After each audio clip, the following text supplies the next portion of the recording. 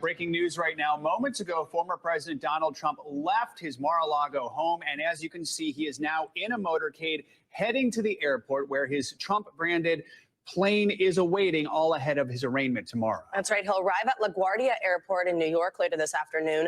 Trump is expected to surrender to New York authorities and make that court appearance tomorrow. NBC News correspondent Blaine Alexander joins us now live from West Palm Beach, Florida, where she's also been watching this departure. Blaine, walk us through this. You told us about the bridge and some supporters along the way. It looks like the former president is nearing the airport. Tell us about this journey so far.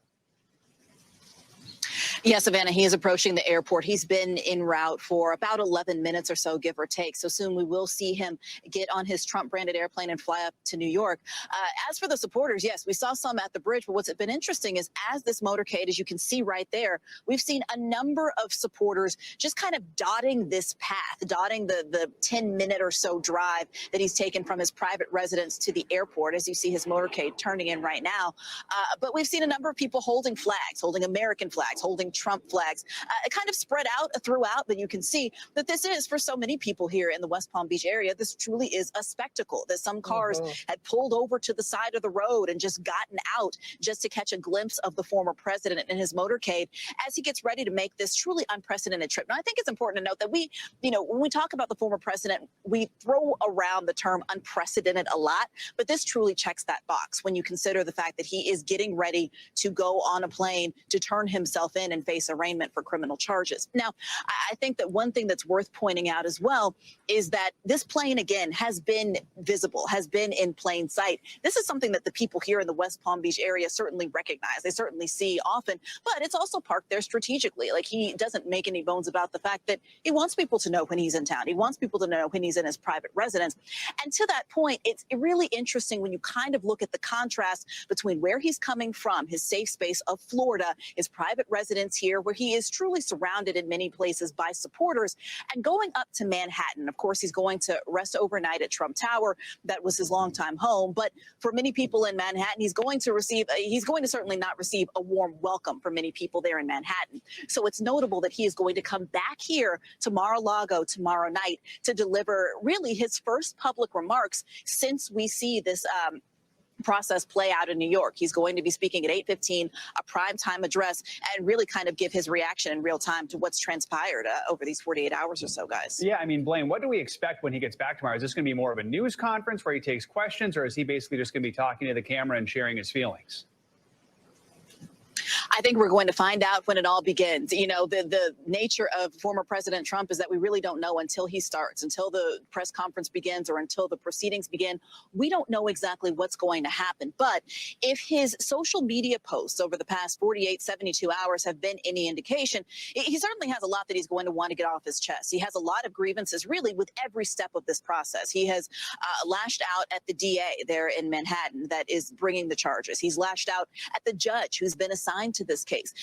He has repeatedly declared himself an innocent person. He's called this election interference at the highest level. That was one of his posts. And we've also notably heard from his campaign as well. In fact, just within the last hour or so, his campaign has been busy sending out emails to supporters. One of the subject lines for those guys was, "Tomorrow I will be arrested." And so they're certainly doing what they can to capitalize and benefit from this opportunity as they see it, to raise money on this as well. So, Joe, I suspect that we're going to see some mashup of everything there, an airing of grievances, speaking ahead to his 2024 campaign, and certainly any sort of reaction that he has to give to the last 48 hours or so.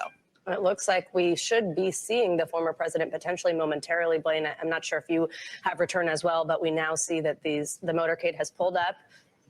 We'll stay with these pictures here as he comes to his private jet. As you said, Trump branded. People know when he's in town. It's often there in Palm Beach, given that Mar-a-Lago is now where he spends most of his time. But we should be seeing the former president be getting on this jet any moment now. And unlike most of us who have to go through security when we arrive at the airport in order to fly commercially, you can see the former president has an advantage here, bypassing all that procedure to get to his private plane, which will take him directly from Florida to New York's LaGuardia Airport, where he will then also get accompaniment all the way to his Trump Tower, where he'll spend the night, and then again heading to the courthouse in Lower Manhattan tomorrow for that arraignment. little different procedure when you're the former president getting around to and from. He gets to keep his shoes on.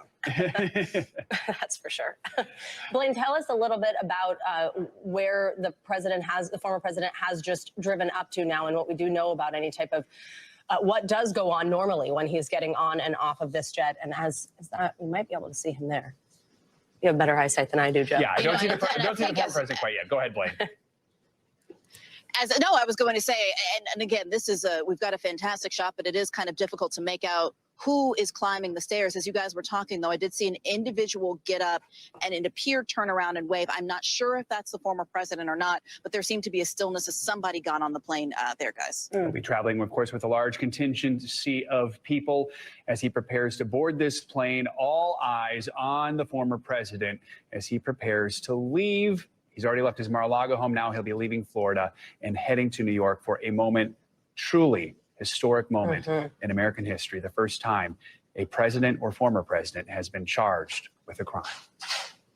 NBC News correspondent Blaine Alexander, we thank you so much for your help. We're going to continue to have coverage of Trump's departure from Florida to New York for his arraignment as it develops.